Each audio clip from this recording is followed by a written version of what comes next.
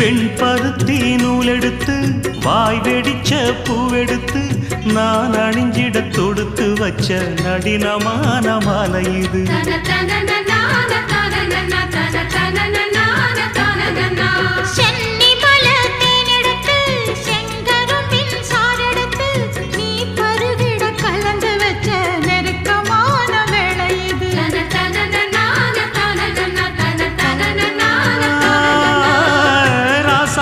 உடம்பிருக்கும் ரவிக்க துணி நானாக அன்னாடம் சூடி கொண்ட ஆசை வச்சாகாதா.